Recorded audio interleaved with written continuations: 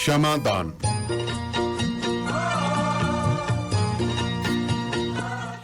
Radio Punjab today ਸੁਣਨ ਵਾਲੇ ਤਮਾਮ ਸਰੋਤਿਆਂ ਨੂੰ ਮੇਰੇ ਵੱਲੋਂ ਸਰਦਾਰ ਬਖਤੌਰ ਸਿੰਘ ਢਿੱਲੋਂ ਵੱਲੋਂ ਪਿਆਰ ਭਰੀ ਸਤਿ ਸ਼੍ਰੀ ਅਕਾਲ, ਖੁਸ਼ਾਮਦੀਦ। ਅੱਜ ਦਿਨ ਹੈ ਜੀ ਸੋਮਵਾਰ, ਤਰੀਕ ਹੈ 12 ਜੁਲਾਈ, ਸਮਾਂ ਹੈ ਜੀ ਸ਼ਾਮ ਦੇ 6:30।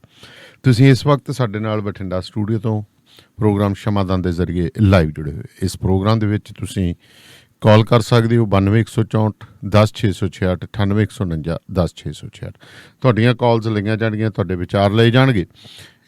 ਅੱਜ ਦਾ ਇਹ ਪ੍ਰੋਗਰਾਮ ਤੁਹਾਡੇ ਤੱਕ ਪਹੁੰਚਾਇਆ ਜੀ ਵਾਸ਼ਿੰਗਟਨ ਫਰੇਟ ਸਰਵਿਸ ਸੈਟਲ ਵੱਲੋਂ, ਜਿਹੜੇ ਓਨਰ ਆਪਰੇਟਰ ਤੇ ਡਰਾਈਵਰ ਹਾਇਰ ਕਰ ਰਹੇ ਨੇ ਗੁਰਵਿੰਦਰ ਸਿੰਘ ਧਾਲੀਵਾਲ ਹੋਰਾਂ ਨਾਲ 2063544060 ਜਾਂ ਜਗਦੇਵ ਸੰਧੂ ਹੋਰਾਂ ਨਾਲ 2532666924 ਤੇ ਕਾਲ ਕਰ ਸਕਦੇ ਹੋ।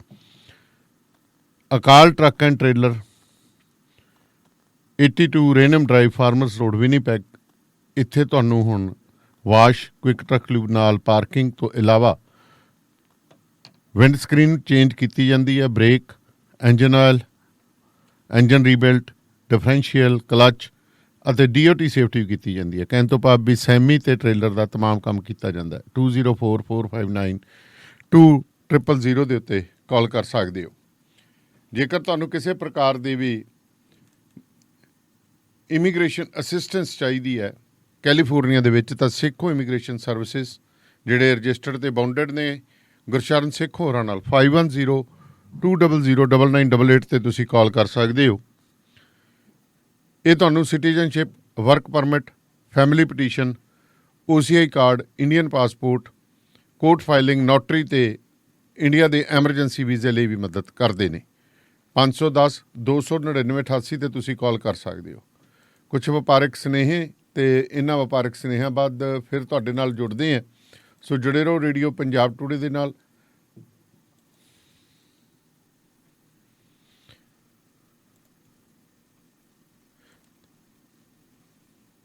ਓਏ ਮੇਰੇ ਵੀਰ, ਮੈਨੂੰ ਬਸ ਇੱਕ ਗੱਲ ਦੱਸ ਦੇ ਵੀ ਆ ਜਿਹੜੀ ਤੂੰ ਟਰੈਵਲਿੰਗ ਕਰਦਾ ਤੇ ਉਹਦੇ ਤੋਂ ਬਾਅਦ ਫਰੈਸ਼ ਰਹਿਣਾ, ਇਹਦਾ ਰਾਜ਼ ਕੀ ਹੈ?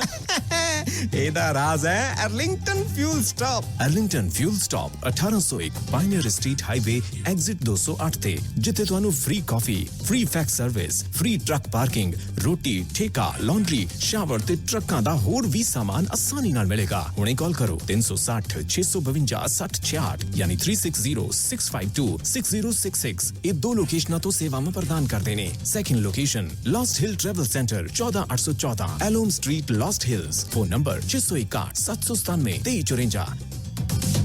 ਉਹ ਯਾਰ ਕੀ ਸੁਪਨੇ ਦੇਖੇ ਸੀ ਕੈਨੇਡਾ ਆਉਣ ਤੋਂ ਪਹਿਲਾਂ? ਉਹ ਸੁਪਨੇ ਪੂਰੇ ਕਰਨੇ ਆ ਤਾਂ ਡ੍ਰੀਮ ਲਾਈਨਰ ਐਕਸਪ੍ਰੈਸ ਵਾਲਿਆਂ ਨੂੰ ਕਾਲ ਕਰ। ਜੀ ਹਾਂ, ਡ੍ਰੀਮਲਾਈਨਰ express company, Calgary, Alberta, Canada, ਜਿਨ੍ਹਾਂ ਨੂੰ ਸਾਫ਼ ਸੁਥਰੇ ਰਿਕਾਰਡ ਤੇ 2 ਸਾਲਾਂ ਤਜਰਬੇ ਵਾਲੇ ਡਰਾਈਵਰਸ ਦੀ ਲੋੜ ਹੈ। ਇਹਨਾਂ ਕੋਲ ਕੈਲਗਰੀ, ਅਲਬਰਟਾ ਤੋਂ ਕੈਲੀਫੋਰਨੀਆ ਤੇ ਐਰੀਜ਼ੋਨਾ ਦੇ ਸਿੱਧੇ ਰਨ। ਇਹਨਾਂ ਕੋਲ ਡਰਾਈ ਤੇ ਰੀਫਰ ਲੋਡ ਵੀ ਹੈ। ਹੋਮ ਰਿਟਰਨ ਵਿਦਿਨ 5 ਡੇਜ਼, ਬਾਈ ਵੀਕਲੀ ਤੇ ਚੰਗੀ ਤਨਖਾਹ ਦਿੰਦੇ ਆ। ਔਰ ਹਾਂ, ਸਿੰਗਲ ਤੇ ਟੀਮਸ ਦੋਨਾਂ ਨੂੰ ਹਾਇਰ ਕਰਦੇ ਨੇ। ਵਧੇਰੇ ਜਾਣਕਾਰੀ ਲਈ ਕਾਲ 4034049501 4034049501। ਡ੍ਰੀਮਲਾਈਨਰ express company, Calgary, Alberta, Canada. Bathinda ਦੀ ਗ੍ਰੀਨ ਸਿਟੀ ਦੀ ਅਪਾਰ ਸਫਲਤਾ ਤੋਂ ਬਾਅਦ ਹੁਣ ਪੇਸ਼ ਹੈ ਕਨ੍ਹਈਆਸ ਗ੍ਰੀਨ ਸਿਟੀ, ਜਿੱਥੇ ਸਿਕਿਉਰਿਟੀ ਦੇ ਪੁਖਤਾ ਪ੍ਰਬੰਧ, ਖੁੱਲੀਆਂ ਸੜਕਾਂ, ਹਰਾ ਭਰਾ ਵਾਤਾਵਰਣ, ਬਿਜਲੀ ਦੀਆਂ ਅੰਡਰਗਰਾਉਂਡ ਤਾਰਾਂ ਅਤੇ ਖੂਬਸੂਰਤ ਫੁੱਲ ਪੌਦੇ। ਲੈਂਡਸਕੇਪਿੰਗ ਅਤੇ ਨਿਰਮਾਣ ਕਾਰਜ ਚੱਲ ਰਹੇ ਨੇ ਤੇਜ਼ੀ ਨਾਲ। ਇਸ ਤੋਂ ਪਹਿਲਾਂ ਕਿ ਸਾਰੇ ਪਲਾਟ ਬੁੱਕ ਹੋ ਜਾਣ, ਸੰਪਰਕ ਕਰੋ 8556002064 ਅਤੇ 8556002071।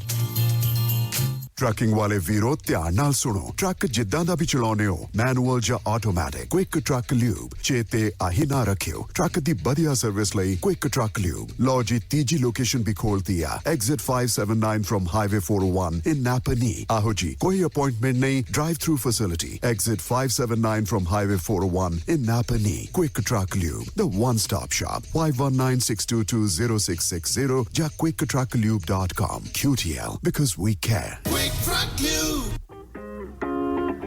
JB Truck Repair, Yuba City, Certified Cummins, Detroit Freightliner, Western Star, Volvo, Caterpillar ਅਤੇ Series 60 ਇੰਜਨਸ, ਇੰਟਰਨੈਸ਼ਨਲ ਅਤੇ ਆਟੋਮੈਟਿਕ ਟਰਾਂਸਮਿਸ਼ਨਸ, 5 ਸਾਲ ਦਾ ਫਰੇਟਲਾਈਨ ਡੀਲਰਸ਼ਿਪ ਦਾ ਐਕਸਪੀਰੀਅੰਸ।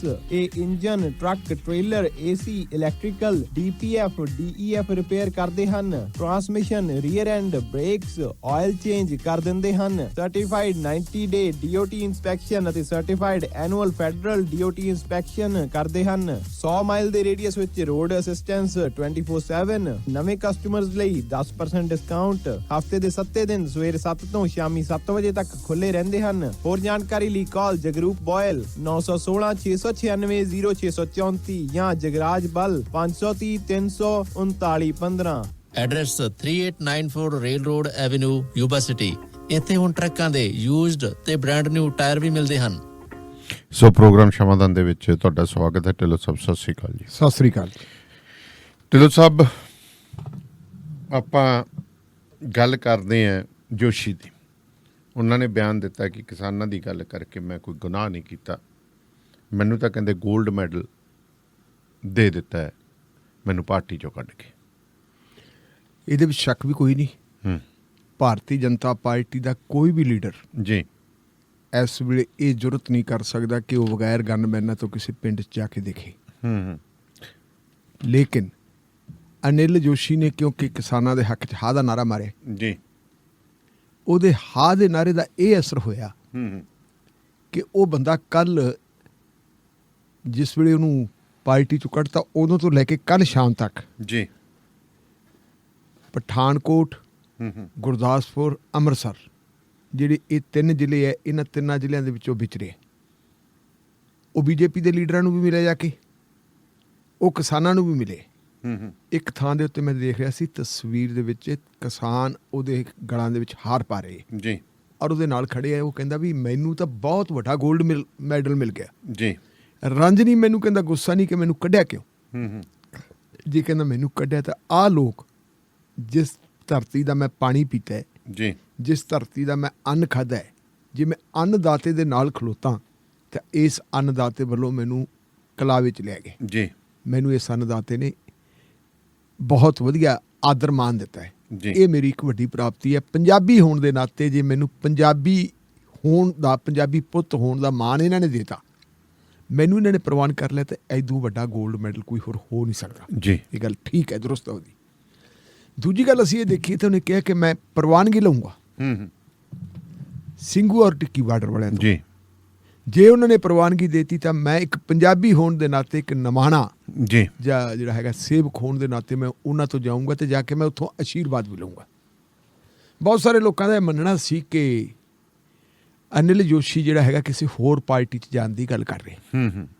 ਇਸੇ ਕਰਕੇ ਉਹ ਭਾਰਤੀ ਜਨਤਾ ਪਾਰਟੀ ਦੀ ਕੌਮੀ ਲੀਡਰਸ਼ਿਪ ਤੇ ਸੂਬਾਈ ਲੀਡਰਸ਼ਿਪ ਦੇ ਖਿਲਾਫ ਚਾਂਦਮਾਰੀ ਕਰ ਰਿਹਾ।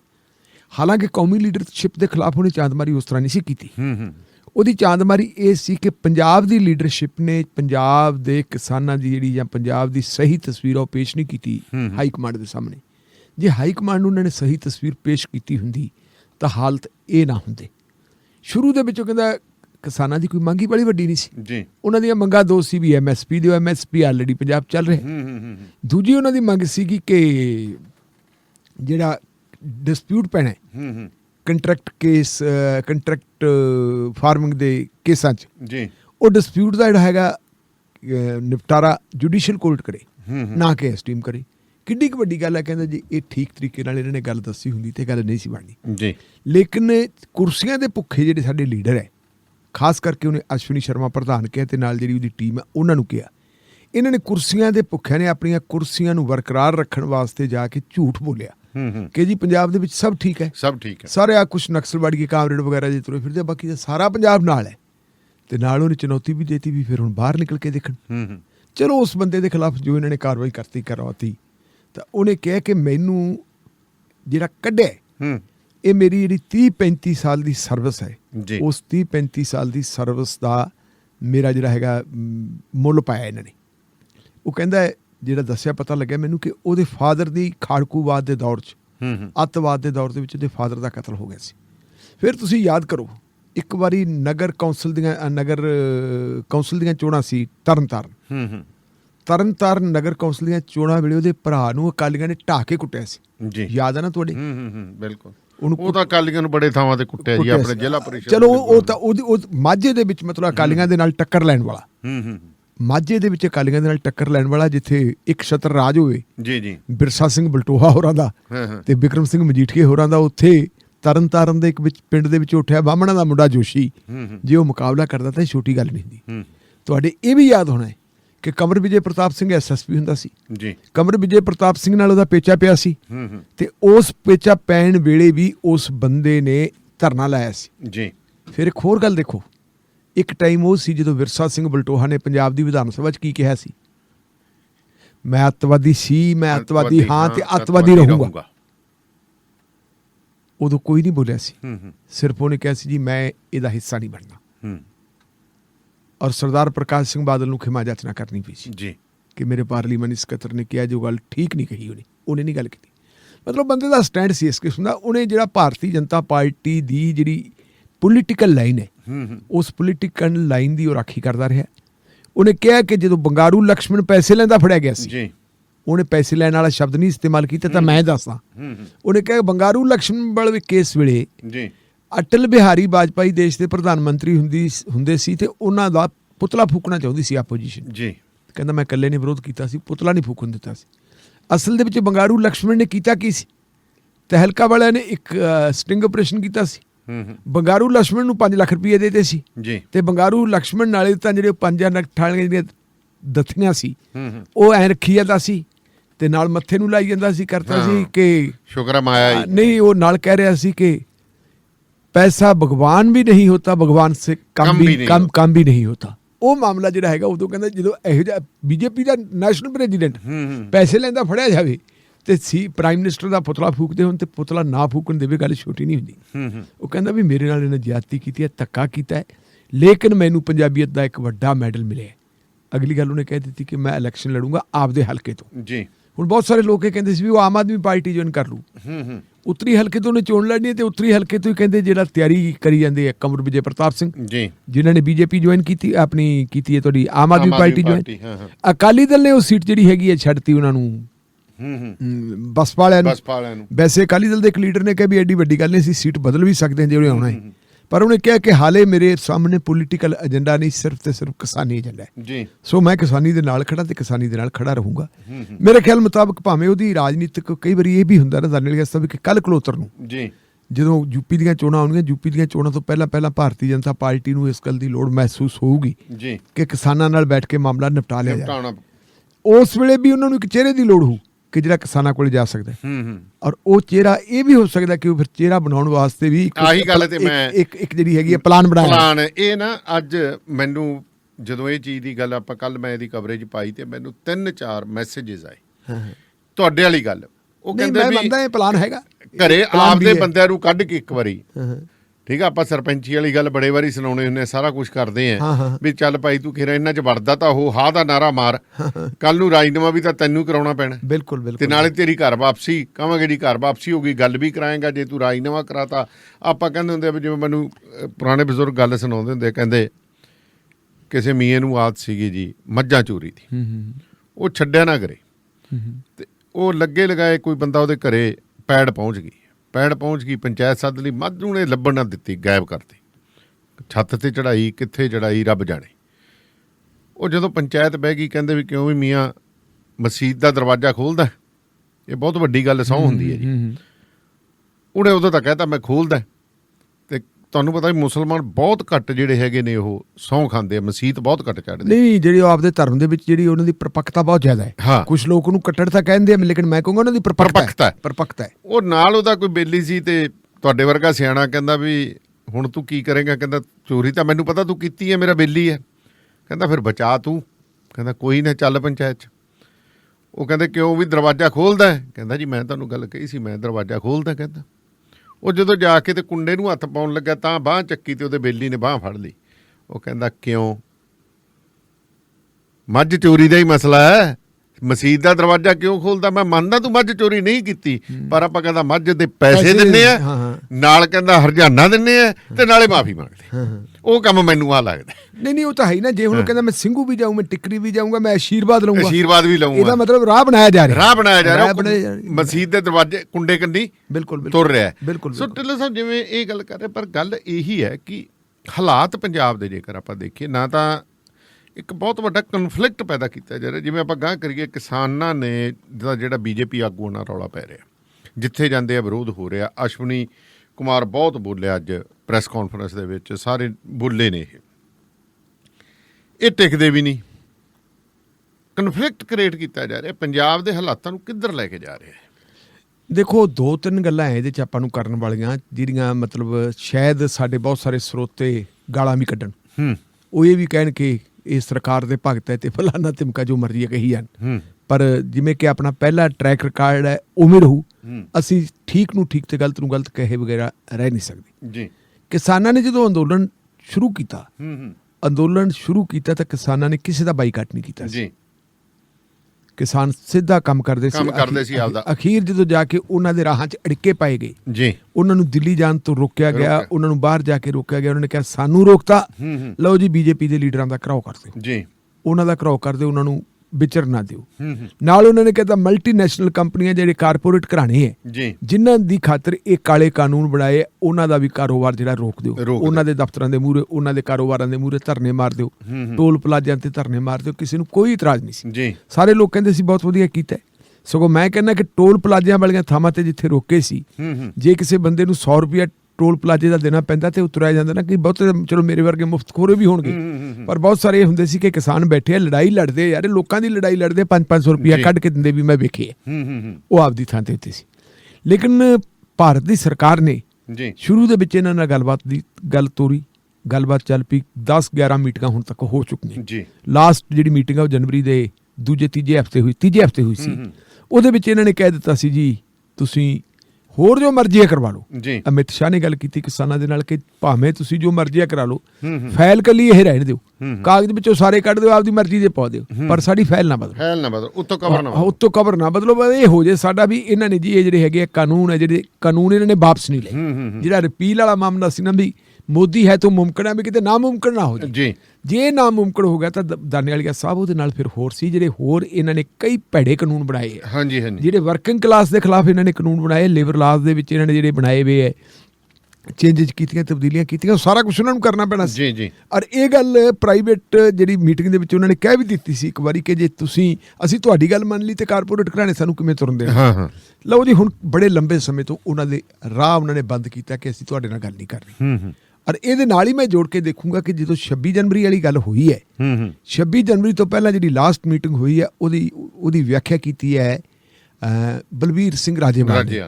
ਉਹ ਕਹਿੰਦਾ ਵੀ ਸਾਨੂੰ ਉਦੋਂ ਨਹੀਂ ਸਮਝ ਲੱਗੀ, ਸਾਨੂੰ ਤੁਰਨ ਲੱਗਿਆ ਨੂੰ ਤੋਮਰ ਨੇ ਕਿਹਾ ਵੀ ਤੁਸੀਂ ਐਂ ਕਰੋ, ਚਲੋ ਠੀਕ ਹੈ ਹੁਣ ਆਪਣਾ ਜਿਹੜਾ ਕੁਛ ਹੋ ਗਿਆ ਹੋਗਾ, ਤੁਸੀਂ ਵੀ 26 ਜਨਵਰੀ ਦੀ ਤਿਆਰੀ ਕਰਨੀ ਹੈ ਤੇ ਤਿਆਰੀ ਅਸੀਂ ਵੀ ਕਰਨੀ ਹੈ।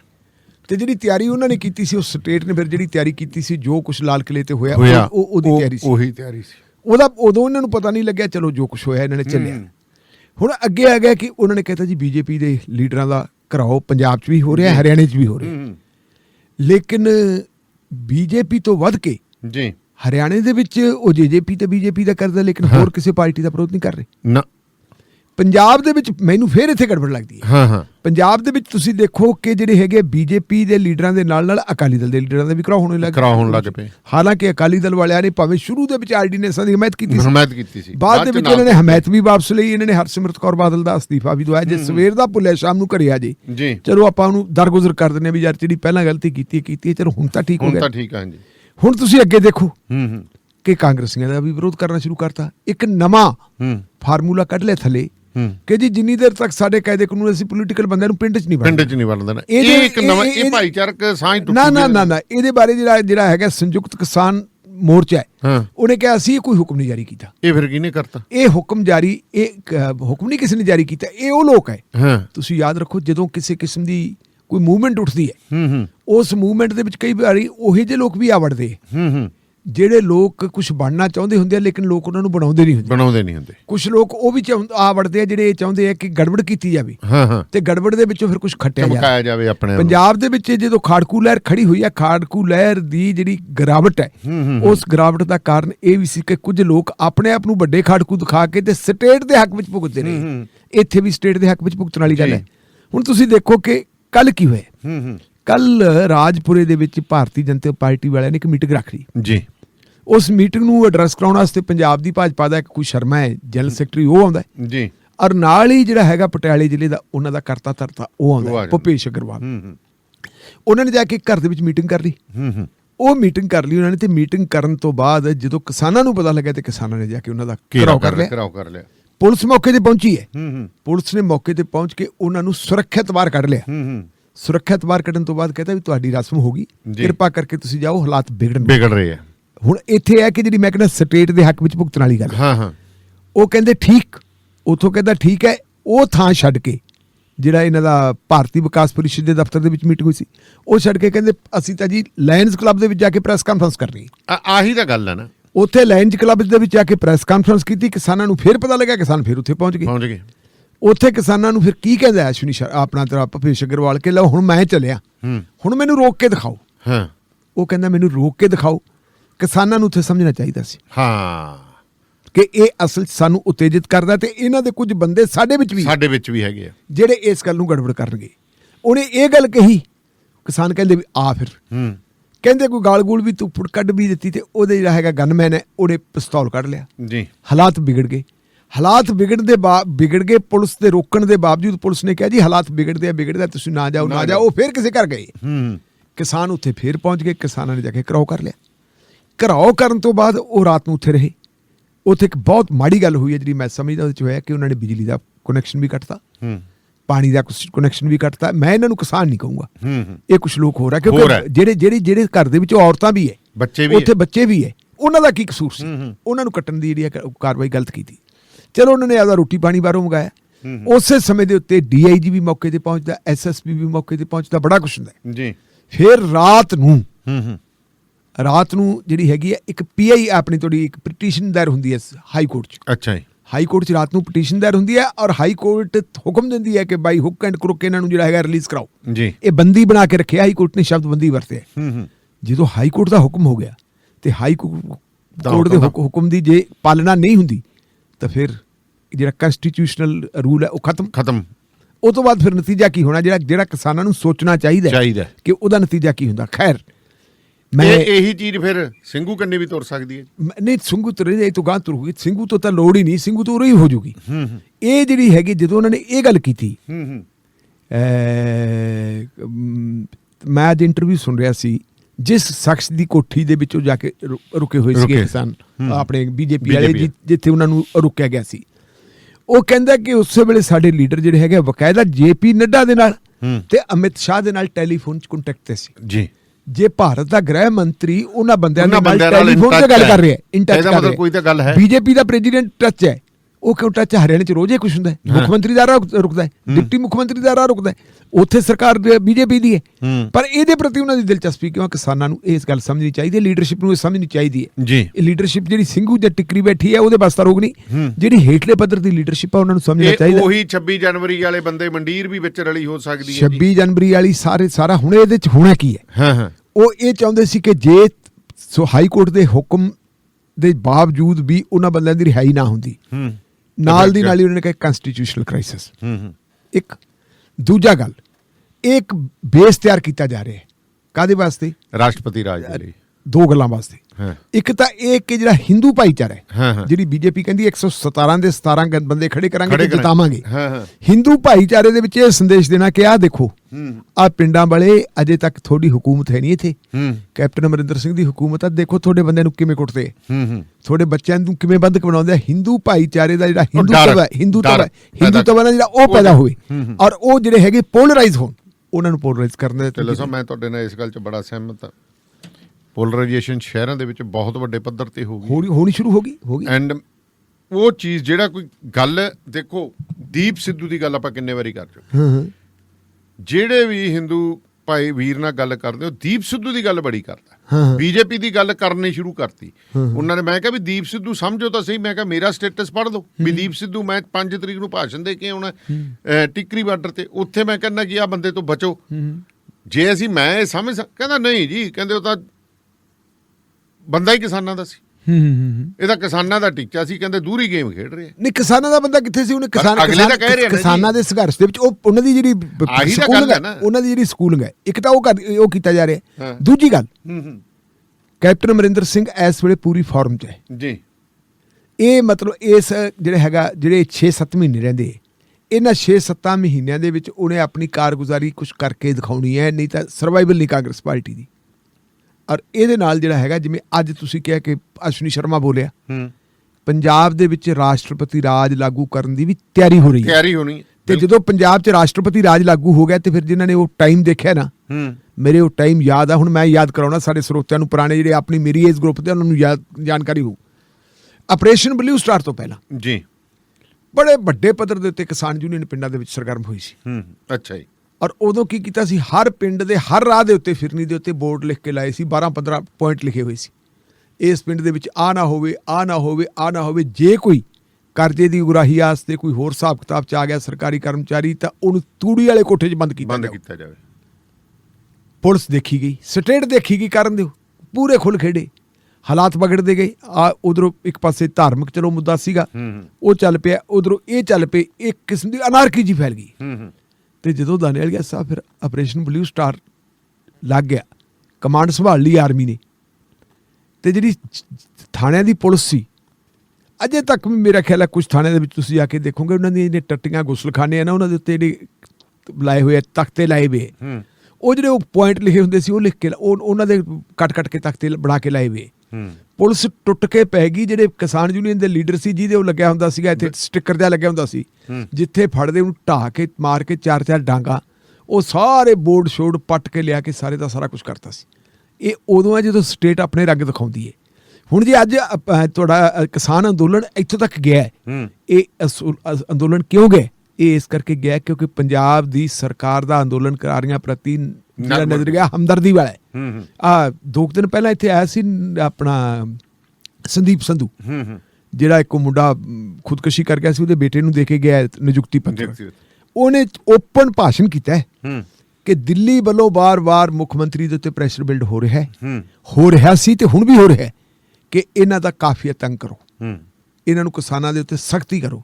ਇਹਦੇ ਬਾਵਜੂਦ ਮੁੱਖ ਮੰਤਰੀ ਨੇ ਕਹਿੰਦਾ ਸਖਤੀ ਨਹੀਂ ਕਰਨ।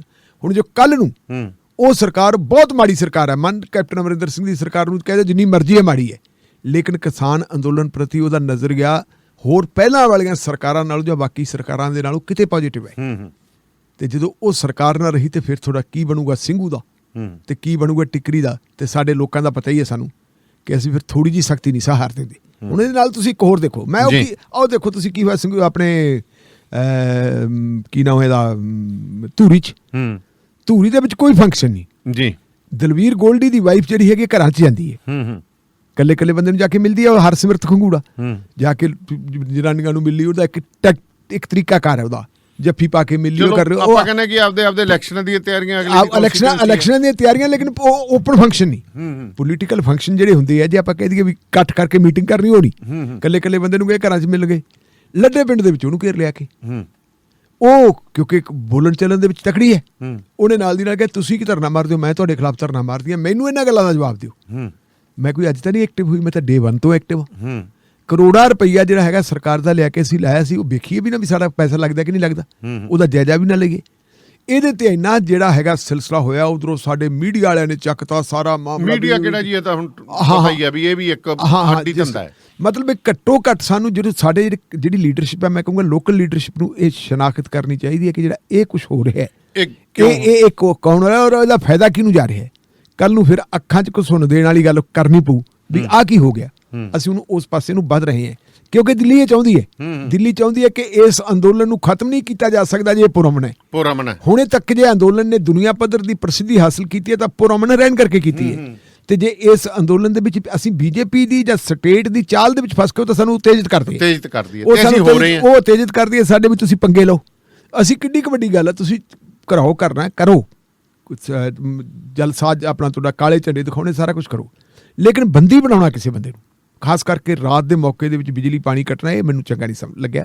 ਔਰ ਨਾ ਹੀ ਜੇ ਆਪਾਂ ਦੇਖੀਏ ਜਿਹੜੇ ਛੋਟੇ ਛੋਟੇ ਬੱਚੇ ਉਹਨਾਂ ਨੂੰ ਕੱਲ ਨੂੰ ਕਿਸੇ ਨਾਲ ਵੀ ਹੋ ਸਕਦੀ, ਇਹ ਜਿਹੜੀ ਇਹ ਗੱਲ ਠੀਕ ਨਹੀਂ, ਇਹ ਤੋਂ ਬਚਣਾ ਚਾਹੀਦਾ, ਨੁਕਸਾਨ ਨਾ ਕਰਾ ਲਿਓ ਆਪਦਾ। ਜੀ ਕਾਲ ਲੈਣੇ ਜੀ, ਬਾਜਵਾ ਸਾਹਿਬ ਆਉਣੇ ਰੋ। ਸਤਿ ਸ੍ਰੀ ਅਕਾਲ ਦਾਨੇਵਾਲ ਸਾਹਿਬ, ਸਤਿ ਸ੍ਰੀ ਅਕਾਲ। ਸਤਿ ਸ੍ਰੀ ਅਕਾਲ ਬਾਜਵਾ ਸਾਹਿਬ, ਸਤਿ ਸ੍ਰੀ ਅਕਾਲ। ਚਲੋ ਸਭ ਬਹੁਤ ਵਧੀਆ ਗੱਲਾਂ ਕੀਤੀਆਂ ਤੁਸੀਂ, ਤੇ ਮੈਂ ਤੇ ਕਈਆਂ ਦਿਨਾਂ ਨਾਲ ਇਸ ਗੱਲ ਤੋਂ ਚਿੰਤਤ ਹਾਂ। ਇਹ ਜਿਹੜੀਆਂ ਗੱਲਾਂ ਨੇ ਕਿ ਉਹ ਮੈਂ ਇਸ ਕਰਕੇ ਚਿੰਤਤ ਹਾਂ ਵੀ ਜਿਸ ਦਿਨ ਵਿਰੋਧੀ ਜੀ, ਮੈਂ ਬੰਦੇ ਤਾਂ ਨਹੀਂ ਕਿਸੇ ਦਾ ਹੋ ਸਕਦਾ, ਬੰਦੇ ਚੰਗੇ ਵੀ ਨੇ ਮਾੜੇ ਨੇ, ਮੈਂ ਬੰਦੇ ਕਿਸੇ ਦਾ ਵਿਰੋਧੀ ਨਹੀਂ, ਮੈਂ ਬੀਜੇਪੀ ਸਰਕਾਰ ਦਾ ਵਿਰੋਧੀ ਹਾਂ, ਹੋ ਸਕਦਾ ਉਹ ਕੋਈ ਵੀ ਹੋ ਸਕਦਾ ਜੀ। ਜਿਸ ਦਿਨ ਹਰਜੀਤ ਸਿੰਘ ਦਾਨੇਵਾਲ ਸਾਹਿਬ, ਜਿਸ ਦਿਨ ਹਰਜੀਤ ਸਿੰਘ ਗਰੇਵਾਲ ਦਾ ਤੇ ਝੋਨਾ ਪੁੱਟਿਆ ਨਾ ਲੱਗਾ, ਉਹ ਬਿਲਕੁਲ ਗਲਤ ਹੈ, ਭਾਵੇਂ ਕਿਸੇ ਨੂੰ ਚੰਗੀ ਲੱਗੇ ਤੇ ਭਾਵੇਂ ਕਿਸੇ ਨੂੰ ਮਾੜੀ ਲੱਗੇ ਜੀ। ਝੋਨਾ ਪੱਟਣਾ ਵੀ ਤਾਂ ਪ੍ਰਾਪਰਟੀ ਨੁਕਸਾਨ ਹੈ, ਬਿਲਕੁਲ ਸੰਘਰਸ਼ ਅਸੀਂ ਸ਼ਾਂਤਮਈ ਕਰ ਸਕਦੇ ਹਾਂ, ਅਸੀਂ ਵਿਰੋਧ ਕਰ ਸਕਦੇ ਹਾਂ, ਜਿਵੇਂ ਸੜਕਾਂ ਦੇ ਕੰਢਿਆਂ ਤੇ ਬਹਿ ਕੇ ਕਿਸਾਨ ਕਰਦੇ ਨੇ, ਲੋਕਾਂ ਨੂੰ ਕੋਈ ਦਿੱਕਤ ਨਹੀਂ ਹੈ, ਟਰੈਕਟਰ ਖਿਲਾ ਰਹੇ ਨੇ, ਹੋਰ ਕਈ ਢੰਗ ਨਾਲ ਕੀਤਾ, ਬੜਾ ਵਧੀਆ ਚੱਲਦਾ ਆ ਰਿਹਾ। ਲੇਕਿਨ ਜਿਵੇਂ ਤੁਸੀਂ ਕੁਝ ਗੱਲਾਂ ਗਣਾਈਆਂ ਨੇ, ਹੁਣ ਇਸ ਤਰ੍ਹਾਂ ਜੋ ਰੁਝਾਨ ਚੱਲ ਪਿਆ ਨਾ, ਇਹ ਬੀਜੇਪੀ ਜੋ ਕਹਿੰਦੀ ਪਈ ਹੈ ਨਾ ਕਿ ਅਸੀਂ 17 ਦੀਆਂ 17 ਸੀਟਾਂ ਜਿੱਤਾਂਗੇ, ਤੁਸੀਂ ਜੋ ਕਿਹਾ ਮੈਂ ਉਹਦੇ ਨਾਲ ਪੂਰੀ ਸਹਿਮਤੀ ਕਰਦਾ।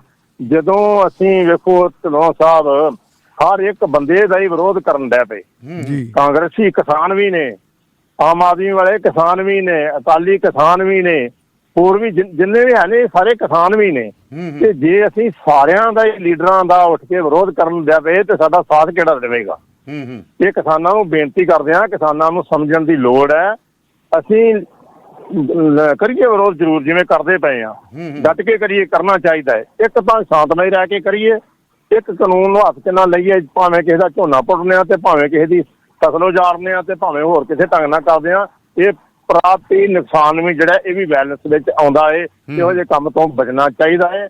ਤੇ ਇਸ ਕਰਕੇ ਅਸੀਂ ਆਪਣੀ ਜਿੱਤੀ ਬਾਜੀ ਹੁਣ ਹਾਰਨ ਵੱਲ ਨੂੰ ਲੈ ਕੇ ਤੁਰ ਪਏ ਆ। ਇਸ ਕਰਕੇ ਹਰ ਇੱਕ ਦਾ ਵਿਰੋਧ ਨਾ ਕਰੀਏ, ਵਿਰੋਧ ਕਰਨਾ ਤੇ ਸਿਰਫ ਕਰੀਏ ਬੀਜੇਪੀ ਸਰਕਾਰ ਦਾ ਕਰੀਏ, ਜਾਂ ਜਿਹੜਾ ਕੋਈ ਲੀਡਰ ਤੁਹਾਨੂੰ ਯੋਗ ਸਮਝਦਾ ਵੀ ਇੱਥੇ ਇਹਦਾ ਵਿਰੋਧ ਕਰਨਾ ਬਣਦਾ ਹੈ, ਲੇਕਿਨ ਨੁਕਸਾਨ ਕਰਨ ਵਾਲੇ ਪਾਸੇ ਨਾ ਤੁਰੀਏ। ਮਿਹਰਬਾਨੀ। ਤੁਸੀਂ ਕਾਲ ਕਰ ਸਕਦੇ ਹੋ ਜੀ 9214410664 ਤੇ 9814910664 ਜੀ। ਬਿਲਕੁਲ ਮੈਂ ਇਹਨਾਂ ਨਾਲ ਪੂਰੀ ਤਰ੍ਹਾਂ ਸਹਿਮਤ ਹਾਂ ਕਿ ਜਿਹੜਾ ਸਾਨੂੰ ਮਾਹੌਲ ਜਿਹੜਾ ਹੈਗਾ ਉਹਨਾਂ ਦੇ ਹੱਥਾਂ 'ਚ ਨਹੀਂ ਖੇਡਣਾ ਚਾਹੀਦਾ। ਬਿਲਕੁਲ ਉਹਨਾਂ ਦੇ ਇੱਕ ਜਿਹੜੀ ਅਗਲੀ ਗੱਲ ਮੈਂ ਇਹਦੇ 'ਚ ਦਾਨੇਵਾਲ ਸਾਹਿਬ ਵਾਧਾ ਕਰਨਾ ਚਾਹੂੰਗਾ ਬਾਜਵਾ ਸਾਹਿਬ ਦੀ ਗੱਲ ਦੇ ਵਿੱਚ। ਤੁਸੀਂ ਇਹ ਦੇਖੋ ਜਿਹੜੇ ਪਿੰਡਾਂ 'ਚੋਂ ਲੋਕ ਜਾ ਰਹੇ ਹੈ ਜੀ, ਪਿੰਡਾਂ 'ਚੋਂ ਲੋਕ ਸਾਰੇ ਜਿਹੜੇ ਹੈਗੇ ਕਿਸਾਨ ਯੂਨੀਅਨ ਦੇ ਮੈਂਬਰ ਨਹੀਂ ਹੈਗੇ, ਬਹੁਤ ਸਾਰੇ ਲੋਕ ਅਜਿਹੇ ਆ। ਮੈਂ ਗੁਰਦਾਸਪੁਰ ਦੇ ਲੋਕਾਂ ਨੂੰ ਵੀ ਮਿਲਿਆ, ਮੈਂ ਬਠਿੰਡੇ, ਚਲੋ ਇਹ ਤਾਂ ਆਪਣਾ ਆਪਦਾ ਇਲਾਕਾ ਹੈ, ਜਿੱਥੇ ਪਿੰਡਾਂ ਦੇ ਵਿੱਚੋਂ ਬਾਰੀਆਂ ਬਣ ਕੇ ਜਾ ਰਹੇ ਹੈ ਜੀ, ਉਹਦੇ ਵਿੱਚ ਵੋਟਰ ਕਾਂਗਰਸ ਦੇ ਵੀ ਹੈ, ਉਹਦੇ ਵਿੱਚ ਵੋਟਰ ਅਕਾਲੀ ਦਲ ਦੇ ਵੀ ਹੈ। ਮੈਂ ਜਾ ਕੇ ਆਇਆ ਟਿਕਰੀ ਬਾਰਡਰ ਦੇ ਉੱਤੇ, ਸਿੰਘੂ ਬਾਰਡਰ ਦੇ ਉੱਤੇ ਮੈਂ ਜਾ ਕੇ ਆਇਆ, ਉੱਥੇ ਜਿਹੜੇ ਬੈਠੇ ਅਕਾਲੀ ਦਲ ਦੇ ਲੋਕ ਬੈਠੇ, ਮੈਨੂੰ ਅਕਾਲੀ ਦਲ ਦਾ ਮੋਹਨ ਸਿੰਘ ਬੰਗੀ ਜੀ ਆ ਤਲਵੰਡੀ ਸਾਬੋ ਚ ਹੀ ਪੈਂਦਾ ਵਾ ਪਿੰਡ, ਐਸਜੀਪੀਸੀ ਦਾ ਮੈਂਬਰ ਹੈ, ਮੋਹਨ ਸਿੰਘ ਬੰਗੀ ਮੈਨੂੰ ਮਿਲਿਆ ਉੱਥੇ ਟਿਕਰੀ ਦੇ ਬਾਰਡਰ ਤੇ। ਮੈਂ ਕੀ ਗੱਲ ਆ, ਕਹਿੰਦਾ ਜੀ ਮੈਂ ਭਾਈਚਾਰਕ ਆਪਣੀ ਜਿਹੜੀ ਮੈਂ ਕਿਸਾਨ ਵੀ ਮੈਂ ਆਪਣੀ ਜ਼ਿੰਮੇਵਾਰੀ ਨਿਭਾਉਣ ਵਾਸਤੇ, ਜੇ ਹੁਣ ਅਸੀਂ ਸਾਰਿਆਂ ਬੰਦੇ ਸਿਰਫ ਤੇ ਸਿਰਫ ਬੀਜੇਪੀ ਨਹੀਂ ਜਾ ਰਹੀ, ਬੀਜੇਪੀ ਨਹੀਂ ਜਾ ਰਹੀ, ਅਕਾਲੀ ਵੀ ਜਾ ਰਹੇ, ਕਾਂਗਰਸੀ ਵੀ ਜਾ ਰਹੇ, ਆਪ ਵਾਲੇ ਵੀ ਜਾ ਰਹੇ, ਲੀਡਰਸ਼ਿਪ ਭਾਵੇਂ 19 ਨਾ ਦਿਖਾਈ ਦੇਵੇ ਪਰ ਥੱਲੇ ਲੋਕ ਜਾ ਰਹੇ ਆ। ਤੁਸੀਂ ਮਤਲਬ ਜਿਹੜੇ ਤੁਹਾਡੀ ਯੂਨਿਟੀ ਬਣੀ ਹੈ ਉਸ ਯੂਨਿਟੀ ਨੂੰ ਤੋੜੋ ਨਾ ਜੀ। ਸੋ ਢਿੱਲੋਂ ਸਾਹਿਬ ਵਾਕਿਆ ਤੁਹਾਡੇ ਗੱਲ ਸਹੀ ਹੈ ਕਿ ਉੱਥੇ ਨਾ ਤੁਰੋ। ਆਪਾਂ ਪੰਜਾਬ ਦੀ ਗੱਲ ਕਰ ਲਈ, ਪੰਜਾਬ ਦੇ ਮੌਜੂਦਾ ਹਾਲਾਤਾਂ ਦੀ ਗੱਲ ਕਰ ਲਈ, ਅੱਗੇ ਦੇ ਹਾਲਾਤ, ਆਉਣ ਵਾਲੇ ਹਾਲਾਤਾਂ ਦੇ ਬਾਰੇ ਵੀ ਅਸੀਂ ਅਲਰਟ ਕਰਤਾ ਵੀ ਭਾਈ ਸਾਵਧਾਨੀ ਹਟੀ ਤਾਂ ਦੁਰਘਟਨਾ ਘਟੀ। ਫੇਰ ਨਾ ਆਖਿਓ ਵੀ ਭਾਈ ਕੱਲ ਨੂੰ ਭਾਂਡੇ ਟਿੰਡੇ ਖਿਲਰ ਗਏ ਤਾਂ ਆਖੋਗੇ ਵੀ ਬਿਲਕੁਲ ਕਿਸੇ ਨੇ ਅਲਰਟ ਨਹੀਂ ਕੀਤਾ। ਸਿਰਸਾ ਦੇ ਵਿੱਚ ਲਾਠੀਚਾਰਜ ਫਿਰ ਕਿਉਂ ਹੁੰਦਾ ਕਿਸਾਨਾਂ ਤੇ?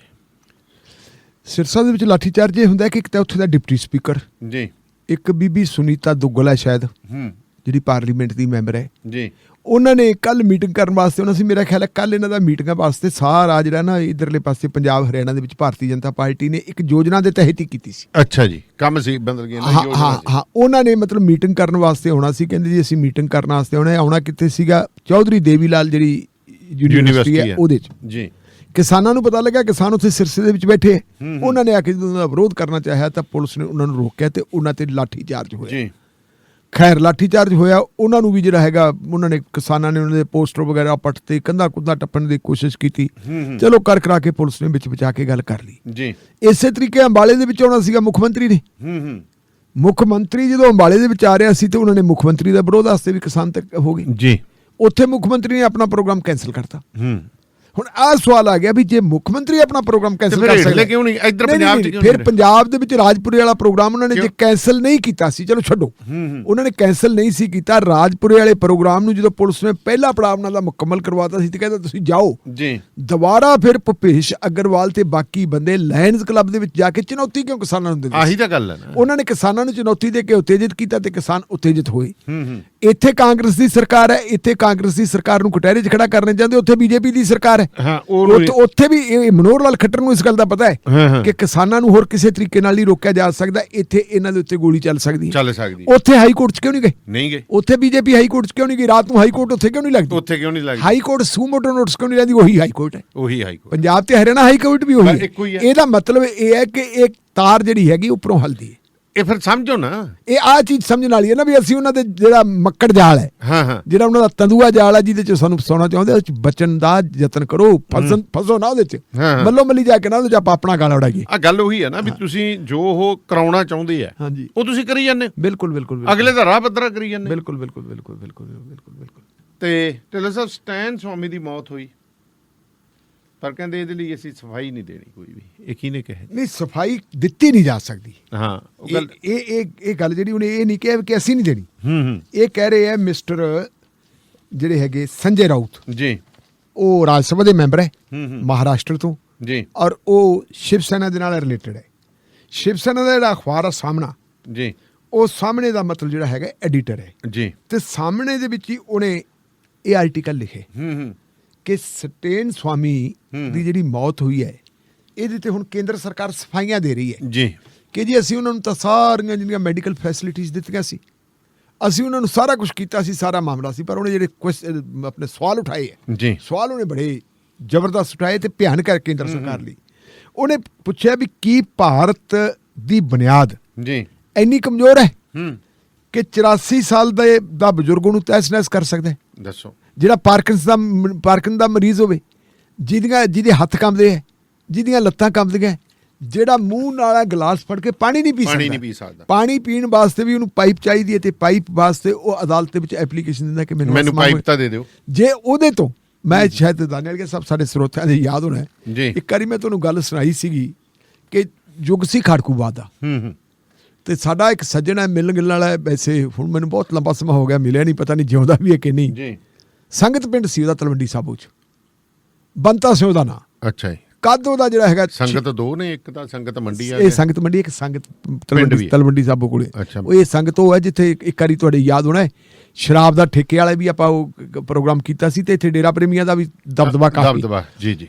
ਇਹ ਸੰਗਤ ਪਿੰਡ ਦਾ ਬੰਤਾ ਸੀ ਤੇ ਬੰਤਾ ਸਿੰਘ ਨੂੰ ਆਦਤ ਇਹ ਵੀ ਜਦੋਂ ਕਿਤੇ ਕੋਈ ਗੱਲ ਹੋਇਆ ਕਰੇ ਵੀ ਯਾਰ ਆਹ ਗੱਲ ਹੋਏਗਾ, ਯਾਰ ਹਾਂ ਠੀਕ ਹੈ, ਵਾਹ ਵਧੀਆ ਕੀਤਾ, ਦਾੜੀ ਉਹਦੀ ਪ੍ਰਕਾਸ਼ ਕੀਤੀ ਹੋਈ, ਨੀਲੀ ਪੱਗ ਬੰਨੀ, ਚੰਗਾ ਤਕੜਾ ਕੱਦ ਕਾਠ ਤੇ ਚੁਗਲੀ ਕਰਤੀ ਕਿਸੇ ਨੇ ਜੀ, ਕਰਤੀ ਜੀ ਸਿੱਧੀ ਡੀਐਸਪੀ ਕੋਲੇ।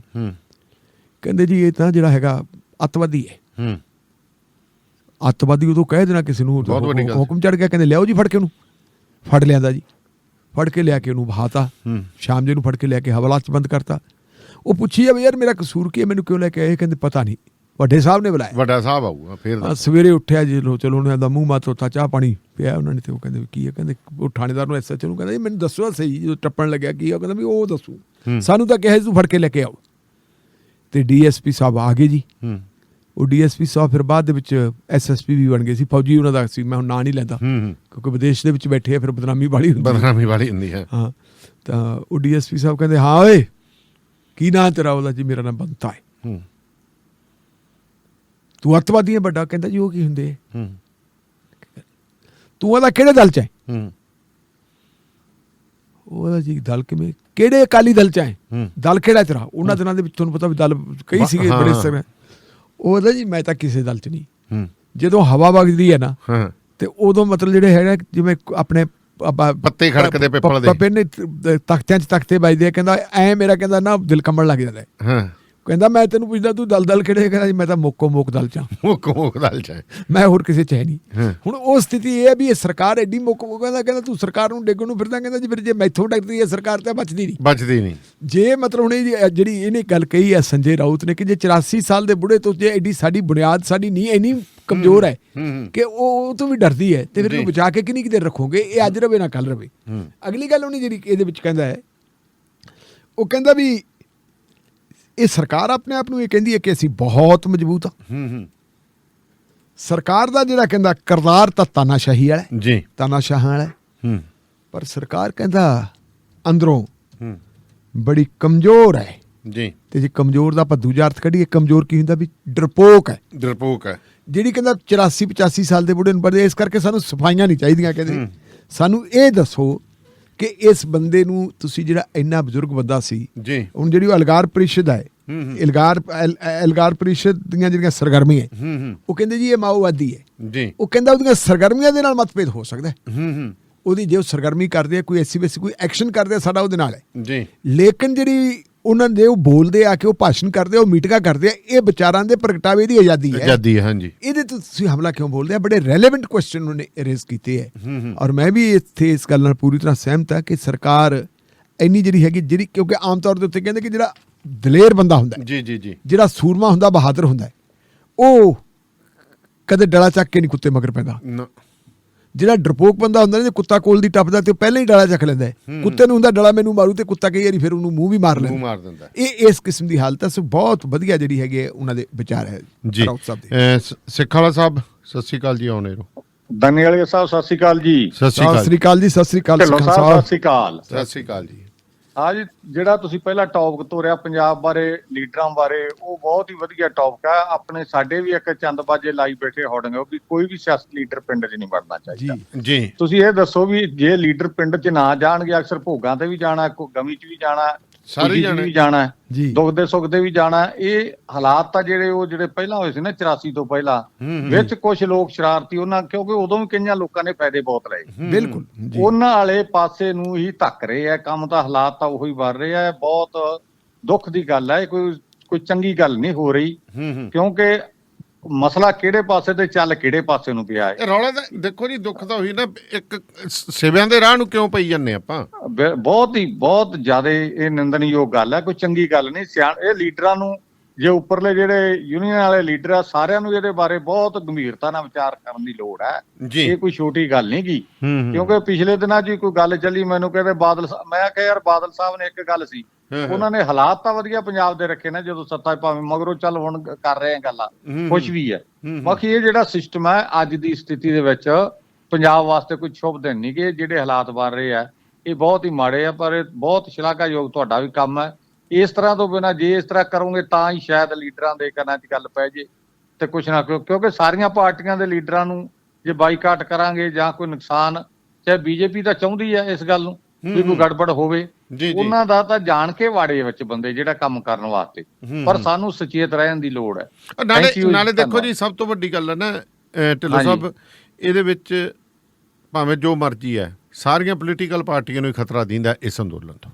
ਬਿਲਕੁਲ ਉਹ ਸਿਸਟਮ ਨੂੰ ਚੁਣੌਤੀ ਦੇ ਰਹੇ, ਉਹ ਸਿਸਟਮ ਨੂੰ, ਜੋ ਫੈਡਰਲਿਜ਼ਮ ਨੂੰ ਦੇ ਮੁਦਈ ਹੈ। ਉਹਨਾਂ ਦੇ ਕੱਲੇ ਕਿਸਾਨ ਅੰਦੋਲਨ ਨੂੰ ਕਿਸਾਨ ਅੰਦੋਲਨ ਨਾ ਸਮਝੋ, ਉਹ ਅੰਦੋਲਨ ਜਿਹੜਾ ਲੋਕਾਂ ਦਾ ਅੰਦੋਲਨ ਬਣ ਚੁੱਕਿਆ ਹੈ। ਜਦੋਂ ਲੋਕ ਅੰਦੋਲਨ ਬਣਦਾ ਉਦੋਂ ਇਨਕਲਾਬ ਆਉਂਦੇ ਆ। ਉਹ ਇਸ ਇਨਕਲਾਬ ਦੇ ਵਿੱਚ ਢਿੱਕੇ ਜਿਹੜੇ ਫਿਰ ਸਟੇਟ ਕਿਵੇਂ ਖੜੇ ਕਰਦੇ ਹੁੰਦੀ, ਐਂ ਕਰਦੀ, ਰਲ ਵੀ ਜਾਂਦੇ ਅੰਦਰ ਖਾਤੇ, ਸਾਰਾ ਕੁਝ ਹੁੰਦਾ, ਬਥੇਰਾ ਕੁਝ ਹੁੰਦਾ। ਬੜਾ ਏਜੰਸੀਆਂ ਹੋਰ ਕੀ ਕਰਦੀਆਂ, ਜਿਹੜੇ ਉਹਨਾਂ ਦੇ ਬਠਿੰਡੇ ਜਿਹੜੇ ਸਿਰਾ ਜਿਹੜੇ ਦਿੱਲੀ ਬੈਠੇ, ਉਹ ਉੱਥੇ ਬਣਾਉਂਦੇ ਕੀ ਹੈ, ਕੋਈ ਆਪਾਂ ਕਹਿ ਦਈਏ ਅਮਿਤ ਸ਼ਾਹ ਤੇ ਕਿ ਆਪਣੇ ਨਰਿੰਦਰ ਮੋਦੀ ਦੀ ਕਾਰਵਾਈ ਨਹੀਂ, ਜਿਹੜੀ ਸਟੇਟ ਦੀ ਮਸ਼ੀਨਰੀ ਹੈ ਉਹ ਲੱਗੀ ਹੋਈ ਹੈ, ਜਿਹੜਾ ਸਾਇਲੈਂਟ ਸਟੇਟ ਕਹਿੰਦੇ ਜੀ। ਬਿਲਕੁਲ।